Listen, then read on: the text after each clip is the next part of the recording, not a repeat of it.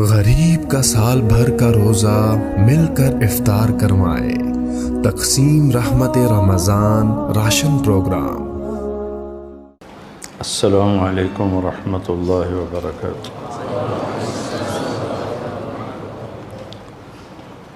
آپ میرے آہستہ کرو بھائی، آواز کم کرو۔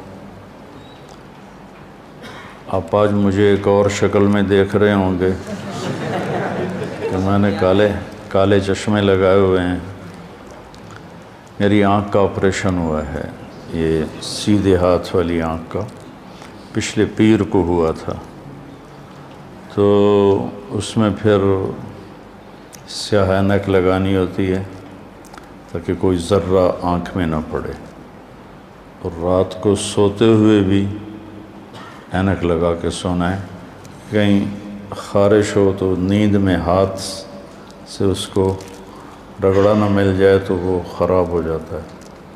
پھر سونا بھی صرف بائیں کروٹ پر ہے، دائیں کروٹ پہ سونا بھی نہیں ہے کہ یہاں جب سر ہوگا تو آنکھ پہ پریشر آئے گا۔ تو یہ ساری احتیاطیں انشاءاللہ بدھ والے دن ختم ہو جائیں گی، تو یہ اتر جائے گا، میں اپنی اصلی شکل میں آ جاؤں گا۔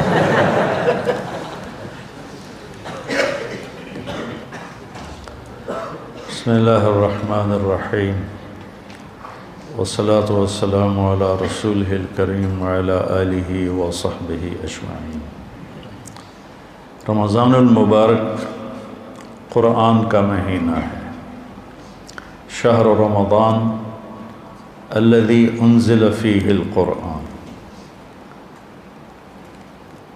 شہر رمضان الذی کتب فیہ الصیام، اللہ نے نہیں کہا رمضان کا وہ مہینہ جس میں روزے فرض ہوئے، بلکہ رمضان کا وہ مہینہ جس میں قرآن اترا۔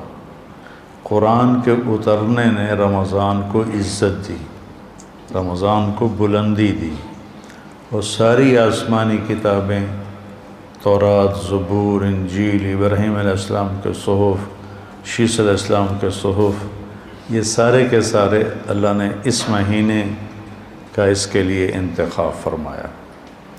تو میں وہ سامنے لکھا ہوا دیکھ رہا تھا تو اس پر مجھے کچھ بات یاد آ گئی، وہ کرتا ہوں۔ ھذا بلاغ للناس، یہ پیچھے لکھا ہوا ہے، آیت ہے سورہ ابراہیم کی، ھذا بلاغ للناس ولینذروا بہ ولیعلموا انما هو الہ واحد وَلِيَذَّكَّرَ أُولُو الْأَلْبَابِ۔ علامہ زرکشی مفسر ہیں، حنفی ہیں، وہ فرماتے ہیں کہ اگر قرآن کا کوئی نام رکھا جاتا، قرآن تو پڑھی جانے والی کتاب کو کہتے ہیں، اگر قرآن کا کوئی نام رکھا جاتا تو وہ بنتی ہے یہ آیت، ھذا بلاغ للناس، یہ پیغام ہے لوگوں تک پہنچانے کے لیے۔ پہنچائے گا کون؟ یہ امت پہنچائے گی، اس امت کے ذمہ ہے۔ وَكَذَلِكَ جَعَلْنَاكُمْ أُمَّةً وَسَطًا، ہم نے تمہیں امت وسطا بنایا۔ اس کا ایک جو تفسیر طبری میں ترجمہ تھا وہ مجھے سب سے زیادہ پسند آیا۔ سب نے لکھا ہے اعتدال والی امت، بالکل صحیح، اعتدال والی امت، وسط، اعتدال۔ اور عجب بات ہے کہ 286 آیات ہیں غالباً سورہ بقرہ کی، تو یہ جو آیت ہے یہ 143 نمبر آیت، تو اس طرح بھی وسط میں ہے، 143 286 143 143 286، اور اعتدال والے ہیں ہم دنیا کے پیچھے حریص بھی نہیں ہوتے، اور عبادات میں غلو بھی نہیں کرتے۔ غلو فی العبادات بھی مطلوب نہیں ہے۔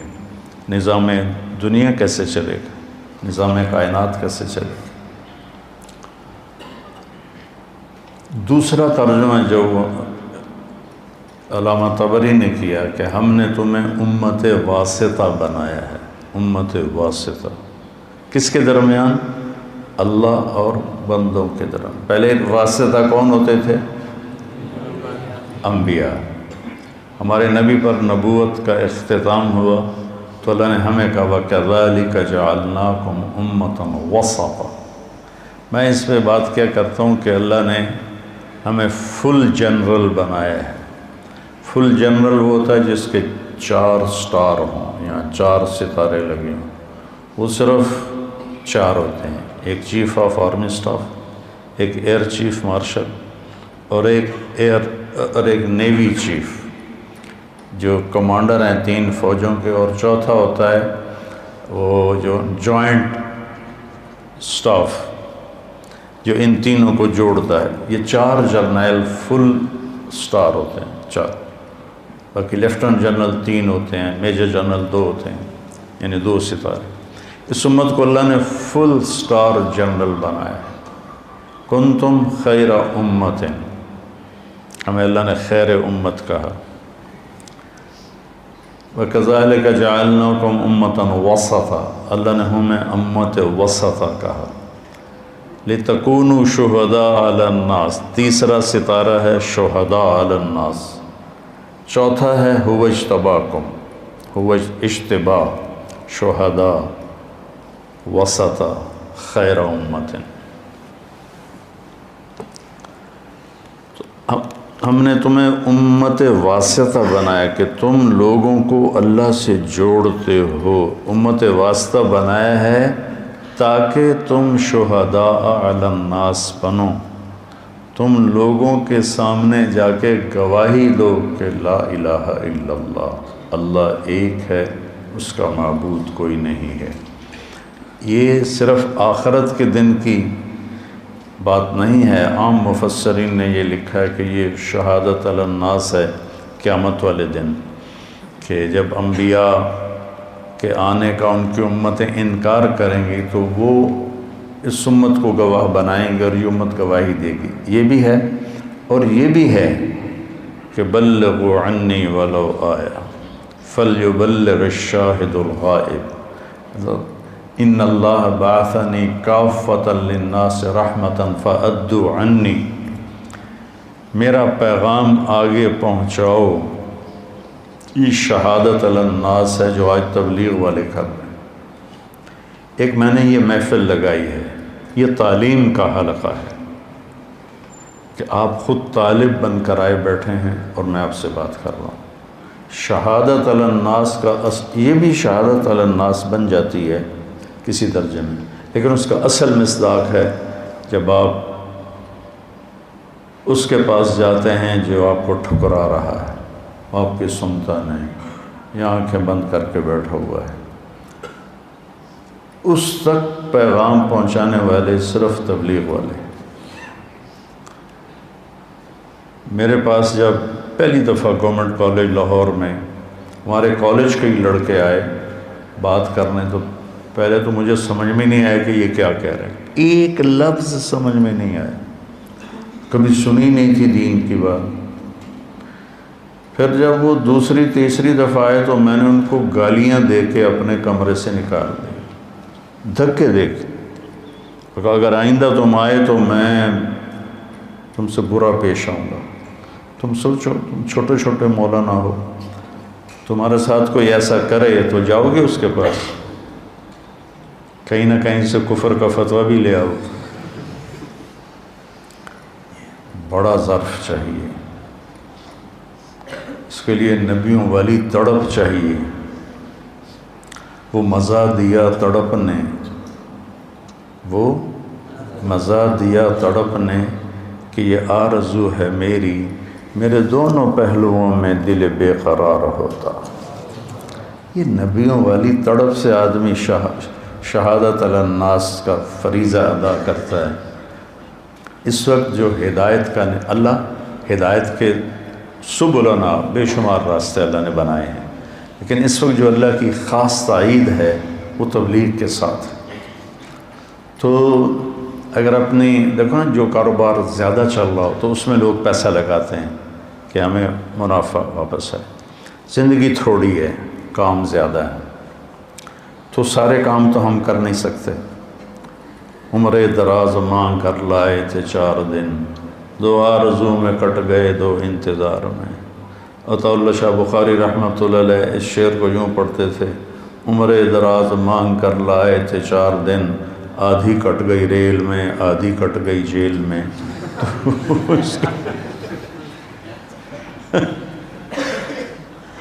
تو اب کام ہے زیادہ، ٹائم ہے تھوڑا، تو ہمیں اختیار کرنا اور چھوڑنا، اخذ اور رد، یہ کس چیز کو لینا پڑے گا، کس کو چھوڑنا پڑے گا. تو اہم فل اہم اس لیے ہے. تو اگر آپ اپنی زندگی کو جو آپ پڑھ رہے ہیں اس کو قیمتی بنانا چاہتے ہیں تو اپنی طاقت کو تبلیغ میں خرچ کرنا سیکھیں، علم کو بھی ساتھ رکھیں، اور اپنی گھر کی زندگی کو بھی ساتھ رکھیں.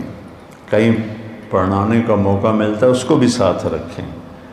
میں کسی بھی خیر کے کام کی نفی نہیں کرتا، لیکن جو سب سے بہترین خیر ہے وہ آپ کو بتاتا. ھذا بلاغ للناس، اس سے خوبصورت اور قرآن کا تعارف کیا ہو سکتا ہے. یہ پیغام ہے پہنچانے کے لیے، پہنچائیں گے ہم سب. چونکہ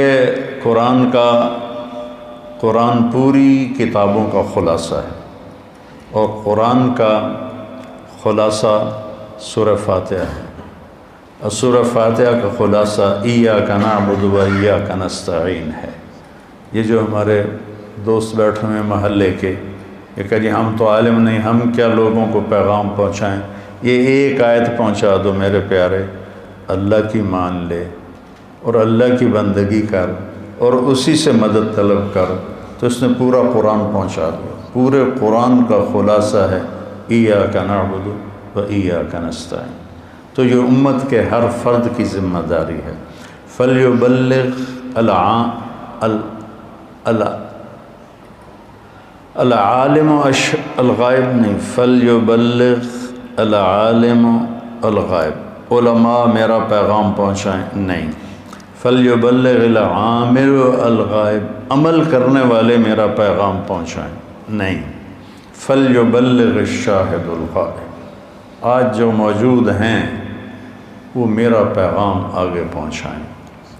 تو بچو، اپنی زندگی میں تبلیغ کا جذبہ پیدا کرو. ایک آدمی آپ کی وجہ سے کفر سے، جنید جمشید رحمۃ اللہ علیہ اور میں ریونڈ کے اجتماع پر تھے، رات کا وقت تھا، کافی رات ہو گئی تھی، باتیں کرتے کرتے ایک دم وہ رونے لگا، اور اتنا رویا کہ اس کے منہ سے رالیں نکل کر داڑھی اتنا حصہ اس کا سفید ہو گیا منہ کی رالوں سے، اور ایسے ایسے کرتا اور کہتا مولانا آپ کو پتہ نہیں آپ نے مجھے کہاں سے نکالا.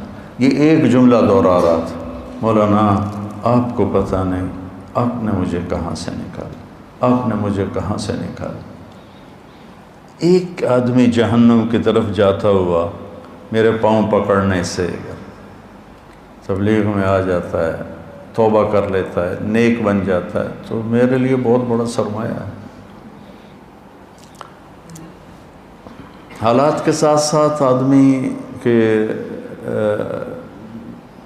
اوقات اور کام بھی تبدیل ہوتے ہیں. جب 1991 میں میری عمر 38 سال تھی تو ہم بنگلہ دیش گئے، تو وہاں سب سے پہلے اردو والوں کی 3 چیلے کی جماعت اللہ نے میرے ذریعے سے تیار کروائی. اس میں ایک آدمی ان کا سرکردہ تھا، وہ جاتا تھا تو باقی 4 جاتے تھے، وہ نہیں جاتا تھا تو وہ 4 نہیں جاتے تھے، اس کا باپ اجازت نہیں دیتا تھا. میں ایک آدمی کو لے کر، ان کا رشتہ دار تھا، ان کے گھر گیا اور میں نے ان کی منت شروع کی. اب وہاں کوئی میری تقریر تو نہیں چلنی تھی، بوڑھے بزرگ تھے، میں ان کی منت کر رہا ہوں اور انکار کر رہے ہیں، منت کر رہا ہوں وہ انکار کر رہے ہیں. 1 گھنٹہ گزر گیا. تو وہ جو مجھے لے کر آئے تھے نا، انہوں نے مجھے یہاں سے میری شلوار پکڑی، بس کر بھائی چلیے، کوئی نہیں مندہ بڈھا۔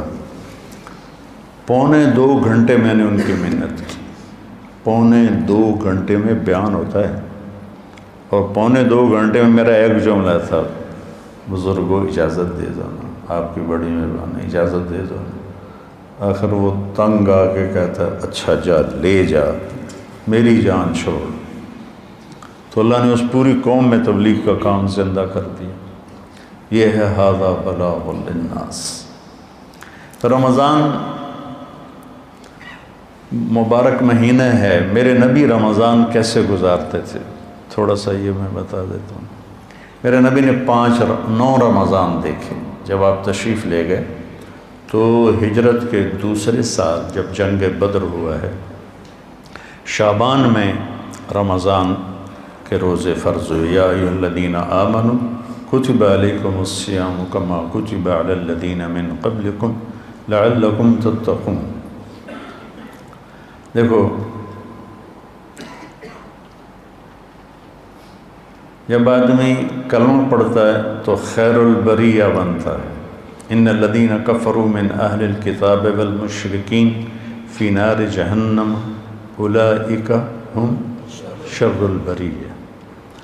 تو وہ انسان بھی نہیں رہتے۔ ان الذین آمنوا وعملوا الصالحات اولئک ہم خیر البریہ۔ کلمہ پڑھنے کے بعد آپ ایک اعلیٰ درجے کے انسان اللہ کی بارگاہ میں بنتے ہیں، کبیرہ گناہ کے باوجود باقیوں کی نسبت۔ جب آپ نماز پڑھتے ہیں تو ان الصلاۃ تنہی عن الفحشاء والمنکر، آپ انسانیت سے اوپر چڑھتے ہیں اور آپ گناہوں سے بچتے ہیں اور بے حیائی سے بچتے ہیں۔ نماز کا صحیح پڑھنا آپ کو بے حیائی سے بچاتا ہے۔ سن 2000 میں، تو میرے بچے ہو، میں تمہیں ترغیب کے لیے کہہ رہا ہوں، سن 2000 میں نے نوافل پڑھنے شروع کی۔ اس وقت ابھی میرا تعارف اتنا نہیں تھا تو فرصت ہوتی تھی، تو اس کو آج آپ 2022 سال ہو گئے، میرے وہ نفل بڑھتے بڑھتے بڑھتے، جب میری صحت ٹھیک تھی 100 200 150 80 90 70، اب بھی اس حال میں 50 میں روزے کے ساتھ، تراویح کے ساتھ، تو مجھے نماز کا مزہ آنے لگا ہے۔ واللہ الذی لا الہ غیرہ، میں نماز پڑھتا ہوں مجھے اس کی مٹھاس محسوس ہوتی، جو وہ ہے نا جعلت قرۃ عینی فی الصلاۃ، تو قرۃ عین کا تو میں دعویٰ نہیں کرتا ہوں، لیکن مجھے نماز میں مزہ آتا ہے۔ میں سخت تھکاوٹ میں بھی ایسے، اب آج کل میں سجدہ نہیں کر سکتا، رکوع بھی نہیں کر سکتا، سجدہ بھی نہیں کر سکتا، نہا بھی نہیں سکتا، آنکھوں میں پانی نہ پڑے، اور میں چہرے پر تمہارے شیخ کا مقلد بن جاتا ہوں، صرف ایسے وہ کر لیتا ہوں، کیا اس کو کہتے ہیں دلک؟ ہاں لا دلک، کیونکہ امام مالک کے نزدیک تقاطر شرط نہیں ہے، صرف دلک ہے۔ میں نے یہ افریقن ملکوں میں دیکھا، اتنی سی پیالی میں پانی لے کے بیٹھے ہوتے تھے اور پورا وضو کر لیتے ہیں، اسی طرح لوٹے بہا دینے ہیں، تو قاطر نہیں ہوتا ساڈا۔ تو وہ میں امام مالک رحمۃ اللہ علیہ کے ہاتھ گیلے کر کے اس طرح کر لیتا ہوں، اس طرح کر لیتا ہوں، تاکہ میرے نفل چلتے رہیں۔ تو اگر آپ ٹوٹی پھوٹی بھی پڑھتے رہو گے نا، تو آپ کو نماز کی مٹھاس اللہ دے گا، نماز کا مزہ دے گا اللہ آپ کو۔ جب یہ پیچھے قرآن جب امام کے پیچھے تلاوت ہوتی ہے تو پہلے غفلت ہوتی تھی، اب میرا ذہن تلاوت کے ساتھ ساتھ چلتا ہے۔ مثلاً انہوں نے کہا الم نشرح لک صدرک، میں کہتا ہوں رب اشرح لی صدری، دعائیں مانگنا تو جائز ہے نا۔ ووضعنا عنک وزرک، میں کہتا ہوں یا اللہ یسر لی امری۔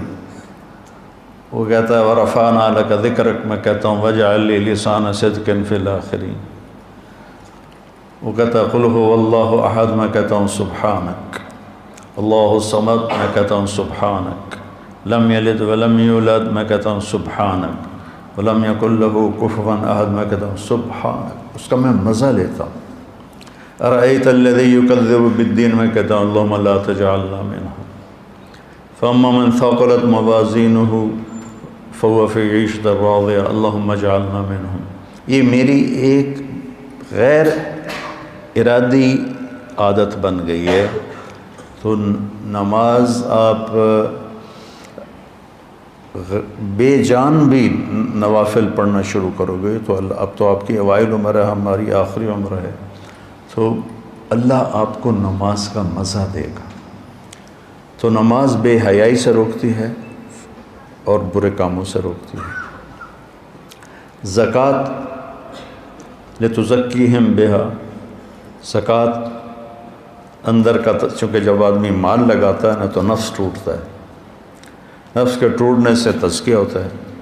تطہرہم بہا وتزکیہم، مال پاک ہوتا ہے اور نفس بھی پاک ہوتا ہے۔ جب آدمی حج کرتا ہے تو فلا رفث ولا فسوق ولا جدال فی الحج، کہ جب حج کا احرام باندھ لیا ہے تو اب پوری زندگی کے لیے فحش کلامی نہیں کرنی، لڑائی نہیں کرنی، جھگڑا نہیں کرنا۔ لا نفی جنس آیا، حالانکہ صرف احرام کے لیے ہے یہ آیت، لیکن اللہ نے اس کو بیان یوں کیا ہے کہ اب ساری زندگی کے لیے یہ کام چھوڑنا ہے۔ آدمی روزہ رکھتا ہے، اب میں روزے پہ آ گیا، لعلکم تتقون، تمہیں تقوی ملے گا۔ تقوی ملے گا تو کیا ملے گا؟ من یتق اللہ یجعل لہ مخرج ویرزقہ من حیث لا یحتسب، اللہ تعالیٰ اس کے لیے ہر تنگی سے راستہ نکالے گا اور رزق وہاں سے دے گا جہاں سے وہم و گمان بھی نہیں۔ من یتق اللہ یجعل لہ من امرہ یسرا، جس کو اللہ تقوی دے گا اس کے مشکل کاموں کو آسان کر دے گا۔ من یتق اللہ یکفر عنہ سیئاتہ ویعظم لہ اجرا، جو تقوی اختیار کرے گا اللہ اس کے گناہوں کو دھو دے گا اور اس کے اجر کو بہت زیادہ کر دے گا۔ یہ روزے کی فضیلت ہے۔ الصوم لی وانا اجزی بہ، الصوم لی وانا اجزا بہ، دونوں طرح محدثین نے اس کو بیان کیا۔ میں اس کو لیتا ہوں انا اجزا بہ، کہ اللہ تعالیٰ کہے گا روزے کا بدلہ میں خود ہوں، روزے کا بدلہ اللہ خود ہے۔ تو میرے نبی پاک صلی اللہ علیہ وسلم نے 9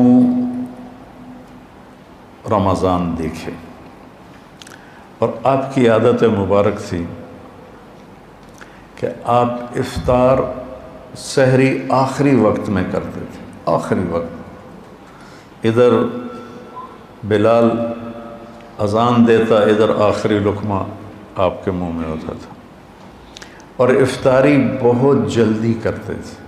ایک آدمی چھت پہ کھڑا ہوتا تھا جب آپ مدینے میں ہوتے تھے، جب آپ سفر میں ہوتے تھے تو ایک آدمی پہاڑی پہ کھڑا ہوتا تھا، جو ہی سورج کا کنارہ ڈوبتا تھا تو ساتھ ہی وہ کہتا ہے یا رسول اللہ غربت، تو آپ اسی وقت کھجور سے، پانی سے، دودھ کی لسی سے، ان 3 چیزوں سے آپ افطار فرمایا کرتے تھے، اور پھر اس کے بعد کوئی کھانے کی چیز ہوتی تو کھا لیتے تھے، ورنہ وہی کھجور ہی ان کا کھانا ہو جاتا تھا۔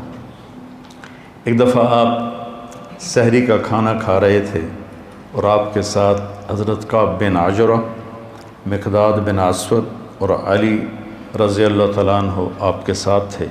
بکرے کی سری پکی ہوئی تھی اور آپ سحری کھا رہے تھے۔ تسحروا، سحری کھاؤ۔ اللہ تعالیٰ نے پہلی امتوں کو سحری نہیں دی، کیا ہے کہ اس میں برکت ہے؟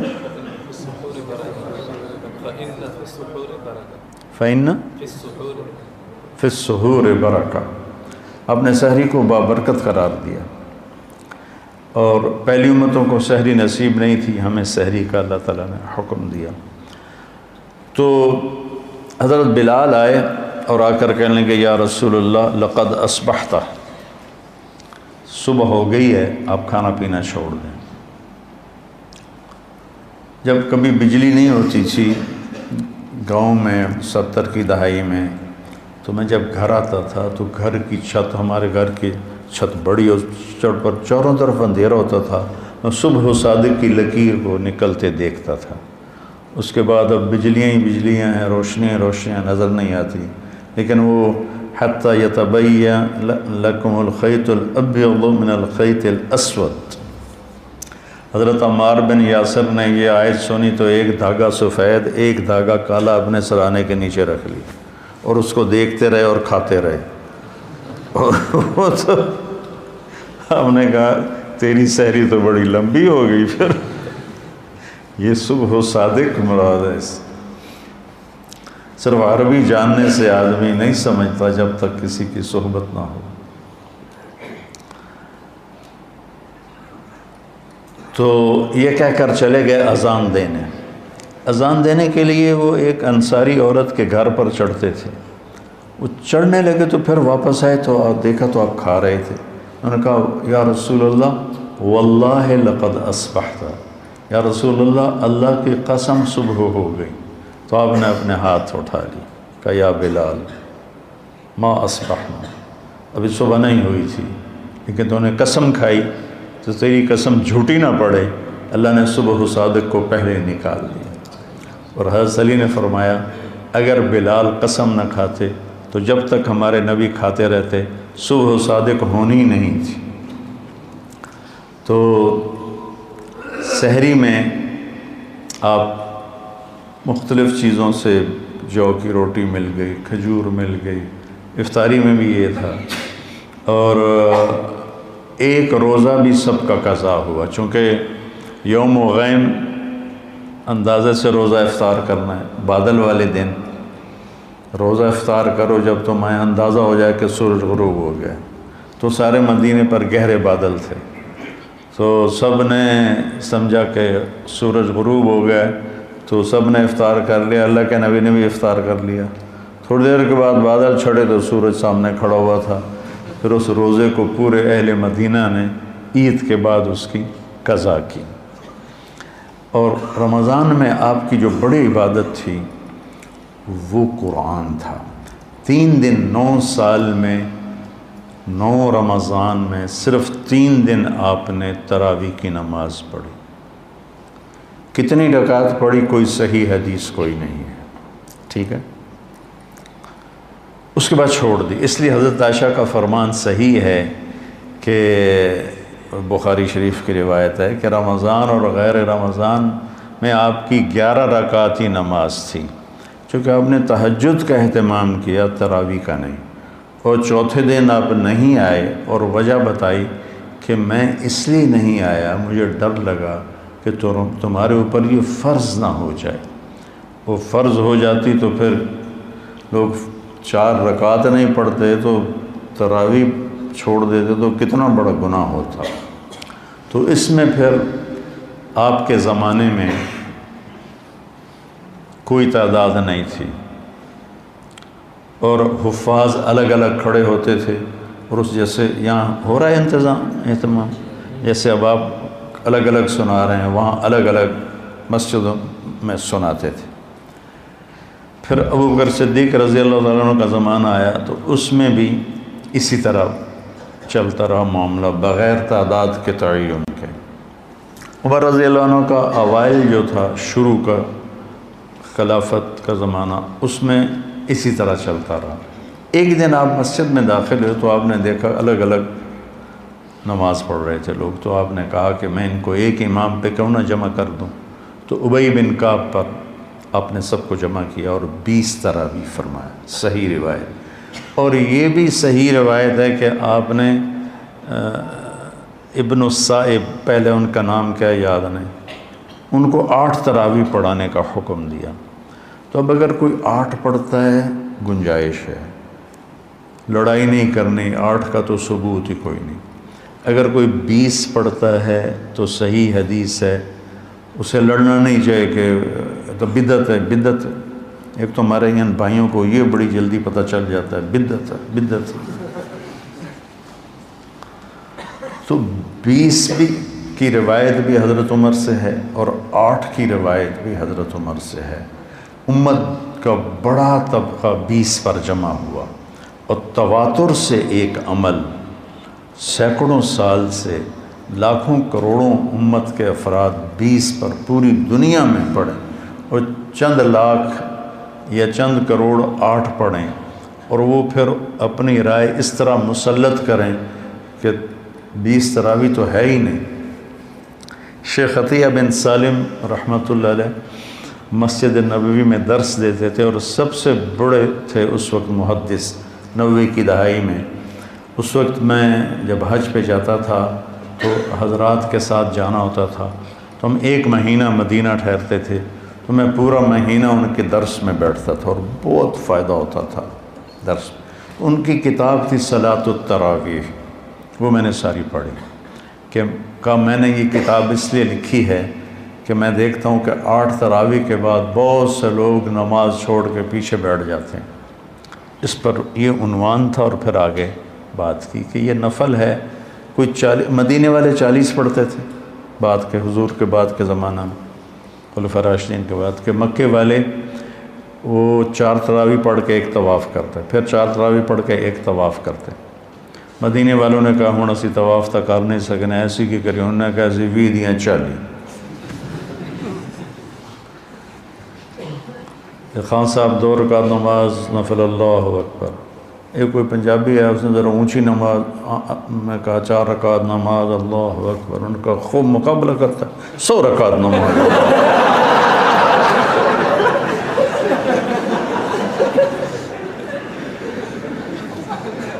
یہ نفل نماز ہے، یہ نفل نماز جو صحیح بات ہے تو 8 پڑھ لے، لڑو نہیں، 20 پڑھ لے، اپنے جو تم دیکھتے ہو امت کا تواتر اس پہ قائم رہو، اور اس بحث میں کبھی نہ پڑھنا کہ 8 رکعت نہیں ہیں۔ وہاں جیلم کی مسجد اہل حدیث کی تھی، تو میں راول پنڈی سے آ رہا تھا، اس وقت جی ٹی روڈ تھی، وہاں ہم ظہر کی نماز کے لیے رکے۔ میں اندر داخل ہوا تو دروازے کے ساتھ ایک بہت بڑا ایک لگا ہوا تھا اشتہار کہ 20 تراویح ثابت کرنے والے کو 5 لاکھ روپے انعام۔ تو ایسی احمقانہ حرکتیں کرنے کے لیے زندگی نہیں ہے، تھوڑی سی ہے، اسے صحیح کام میں لگانا ہے۔ تو آپ کی عبادت 11 رکعت ہی رہی 9 سال، پورے 9 سال آپ کی عبادت 11 رکعت رہی۔ اور قرآن کا آپ دور فرماتے تھے جبریل کے ساتھ۔ رمضان میں جبریل آتے تھے، آپ ایک قرآن غالباً جبریل سناتے ہوں گے، ایک قرآن اللہ کے نبی سناتے ہوں گے۔ جس سال آپ دنیا سے تشریف لے گئے اس رمضان میں آپ نے 2 قرآن سنا ہے، 2 دفعہ قرآن کا دور کیا۔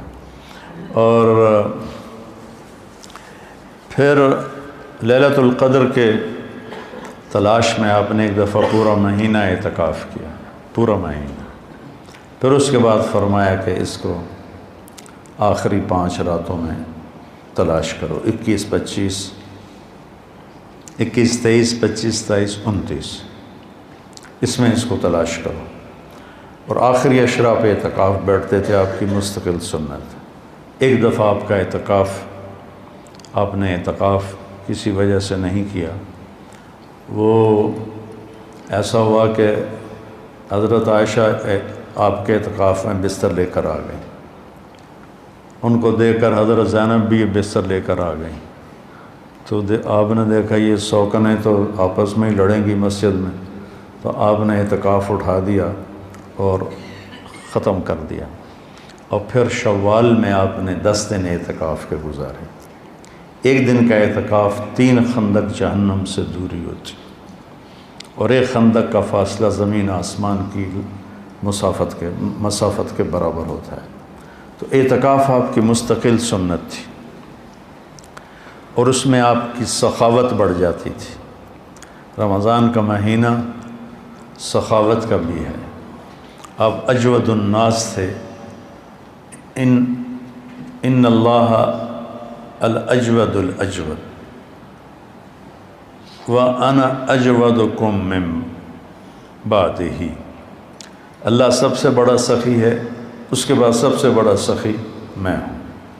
تو اس میں کھانا کھلانا ماشاءاللہ، جب صحت اچھی تھی تو بہت رمضان اللہ کے فضل سے گزرے حرمین میں، تو وہ عربوں کی فطرت میں سخاوت، اجمیوں کی فطرت میں کنجوسی ہے۔ ہمیں سخاوت سیکھنی پڑتی ہے۔ عرب میں سخاوت فطری ہوتی ہے۔ حاتم طائی سے کسی نے پوچھا اپنے سے بڑا سخی دیکھا؟ کہنے لگے ہاں۔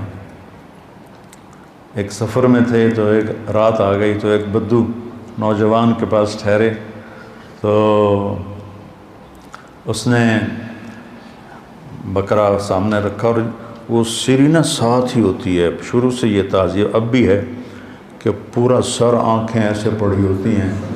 ہم تو اس تھال پہ بیٹھتے ہی نہیں تھے جس میں وہ ایسے دیکھ رہا ہوتا تھا، میں تو دوسرے تھال پہ جا کے بیٹھ جاتا تھا۔ پھر اس کو ایسے طریقے سے توڑتے ہیں سر کی ہڈی کو کہ اس میں سے مغز نکل آتا ہے، اسے وہ بڑے مزے سے کھاتے ہیں۔ مجھے بڑی کراہت آتی تھی۔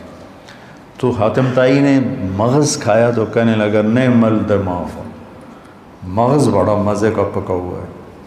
تو اٹھا اور جلدی سے اس نے 4 بکروں کی سریاں اتاریں اور ان کا مغز تیار کر کے سامنے رکھ دیا۔ تو وہ 5 بکریوں کا مغز کھا کے سو گئے۔ صبح اٹھے تو باقی 4 بکریاں ان کا صرف سری اتری ہوئی تھی، سر جسم پڑا ہوا تھا۔ ایک بکرا تو انہوں نے کھایا سب نے۔ تو اس نے حاتم طائی نے پوچھا یہ کیا کیا ہے؟ کہنے لگا آپ کو جو مغز پسند آیا تو میرا جی چاہا کہ مہمان کو خوش کروں۔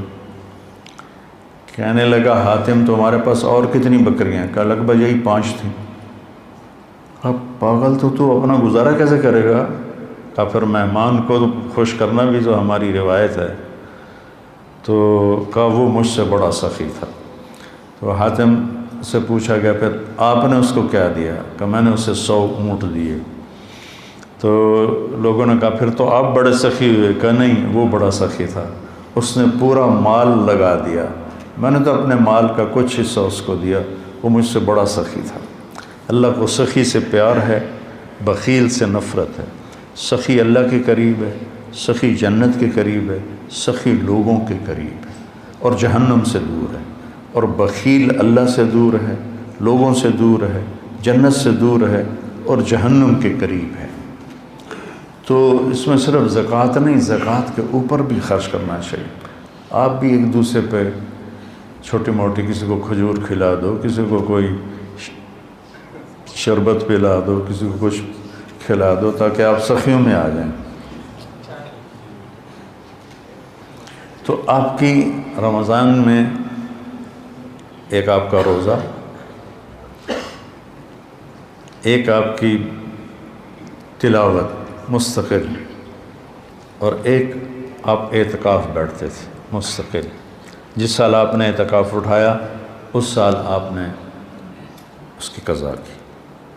پھر آپ کے رمضان میں جنگ بدر بھی ہے، آپ بدر کے لیے نکلے، 12 رمضان کو نکلے اور 17 کو یہ معرکہ ہوا اور آپ کامیابی کے ساتھ سرخرو ہو کر واپس لوٹے، اور اسی میں فتح مکہ ہوا۔ 8 رمضان کو آپ نکلے، 8 رمضان کو۔ تو عصفان پہنچ کر آپ نے سب کو دکھا کے پانی منگوایا اور اپنا روزہ توڑ دیا۔ پیچھے سے روزے رکھ رہے تھے، روزہ توڑ دیا۔ تو صحابہ نے بھی روزہ توڑ دیا۔ کچھ جو زیادہ ہمت والے تھے انہوں نے کہا نہیں ہم نبھائیں گے، انہوں نے نہیں توڑا۔ تو سفر اور شدت گرمی کی تو وہ تو نڈھال ہو گئے، اور ان سے نہ خیمے گاڑے گئے، نہ اونٹوں کو چارہ ڈالا گیا، نہ گھوڑوں کی خدمت کی گئی۔ سارا کام کیا جنہوں نے روزہ افطار کر دیا تھا۔ تو آپ نے شام کی نماز میں فرمایا کہ آج روزہ توڑنے والے روزہ رکھنے والوں سے آگے نکل گئے۔ ذہب المفطرون بالاجور، ایسے کر کے روایت، آج افطار کرنے والوں کا اجر بڑھ گیا۔ تو فتح مکہ، غزوہ بدر، یہ رمضان میں آپ کے زندگی میں ہوا، اور اعتکاف میں آپ تشریف فرما ہوتے تھے تو آپ سر کھڑکی میں کر دیتے تھے، حضرت عائشہ آپ کے سر کی کنگھی کر دیتی تھی، سر اپنا باہر نکال دیتے تھے، اور حضرت عائشہ وہ کیا ہے استوانۃ السریر، چارپائی والا کیا اس کو کہتے ہیں ستون، وہاں آپ کے لیے چارپائی بچھائی جاتی تھی، آپ اس پر آرام فرماتے تھے، تو اس کا نام ہے استوانۃ السریر۔ تو ساتھ ہی حضرت عائشہ کا حجرہ تھا، تو آپ اپنا سر اندر کر دیتے، چونکہ آپ نے ہمیشہ بڑے بال رکھے۔ جب آپ نے حج کیا تو آپ کے بال اتنے بڑے تھے کہ 4 گتیں اس کی بنائی گئیں، 4 گتیں، جیسے عورتوں کی 2 ادھر 2 ادھر، تاکہ بال بکھرے نہیں۔ لیکن عام طور پر آپ کے جو بال تھے یہ کان کی لو تک ہوتے تھے، ایسے کر۔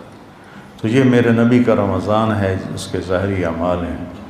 اور ایک اندر کی بات ہے، وہ یہ ہے بیٹا کہ اپنے دل کو بغض سے صاف کرو، نفرت سے صاف کرو، حسد سے صاف کرو۔ یہ تمہارے دل کا روزہ ہے، تمہارے صدر سینے کا روزہ ہے۔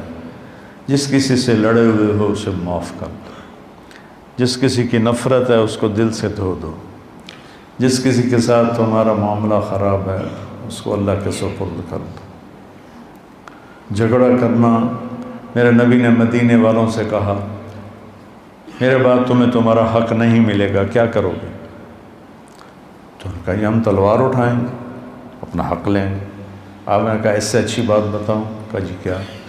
کہا حق چھوڑ دینا، قیامت کے دن حوض کوثر پر آ کے مل لینا، سارے حق پورے کرا دو۔ تو یہ وعدہ صرف مدینے والوں سے نہیں ہے، ہر اس امتی سے ہے جو لڑائی سے بچنے کے لیے حق چھوڑ دے، اپنا حق چھوڑ دے اور جھگڑے کو دبا دے، تو اللہ کے نبی اس کے وکیل بن کر اللہ سے سب کچھ دلوائیں گے۔ تو اس لیے میں نے آپ کے وہ استادوں سے بھی کہا تھا کہ رمضان میں قرآن کو غالب رکھیں اپنے اسباق میں، اپنے دروس میں۔ اور آپ بھی دیکھو، ایک ہوتا ہے حضرت عبداللہ بن عامر ایک دن میں قرآن ختم کرتے تھے، اللہ کا نبی نے پسند نہیں فرمایا۔ روزانہ روزہ رکھتے تھے، آپ نے پسند نہیں فرمایا، ان کو مجبور کیا کہ تو مہینے میں 3 دن رکھ۔ تو انہوں نے کہا کہ مجھے اس سے زیادہ کی طاقت ہے۔ تو پھر 10 دن کا نہیں، ہفتہ نہیں، کہا اچھا ایسا کرو کہ 1 دن روزہ رکھو، 1 دن افطار کرو، اور قرآن 1 دن میں ختم نہیں کرنا، کم از کم 3 دن میں ختم کرو۔ تو تدبر جو ہوتا ہے وہ ہوتا ہے آپ دھیان سے قرآن پڑھیں، اور آپ تو عربی بھی سمجھتے ہیں، یہ جو ہمارے محلے کے لوگ بیٹھے ہیں یہ ترجمے والا قرآن پڑھیں اور سوچیں کہ اللہ کیا کہہ رہا ہے۔ اب ہمارے ہاں اب تو نہیں آتے، یہ دیرہ غازی خان سے حافظ آتے تھے تو وہ تراویح پڑھاتے تھے، اور غریب بچے ہوتے تھے تو ان کو پیسے طے ہو جاتے تھے، تو پھر وہ پڑھتے الحمدللہ رب العالمین آمین ولا الضالین، ایسے سمجھ آتا الف لام میم اللہ اکبر، یہ آواز ہوتی تھی۔ ہماری جماعت تھی سیالکوٹ، رمضان کا مہینہ تھا 1972 میں، تو عرب ہمارے ساتھ تھے، تو آگے امام ایسا ہی تھا، تو ایک عرب یوں کر کے نا باہر نکلا، تو میں اس کے پیچھے بھاگا، میں کہ کوئی چکر ہو گیا جڑا این سر مار کے نکلے، تو وہ ٹوٹیوں پہ کھڑا، میں پیچھے پہنچ گیا، میں نے کہا شیخ ماں بکا، کہتا ہے اسمع ان اللہ یقول ورتل القرآن ترتیلا ولا یقول دب دب دب دب دب دب۔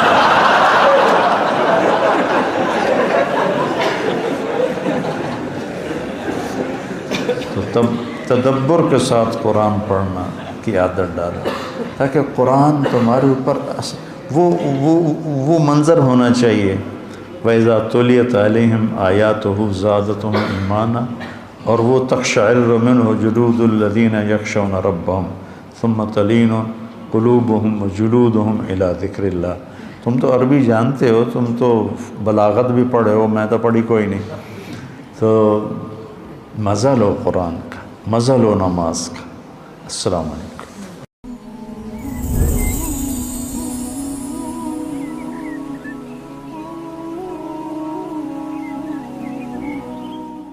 غریب کا سال بھر کا روزہ مل کر افطار کروائے.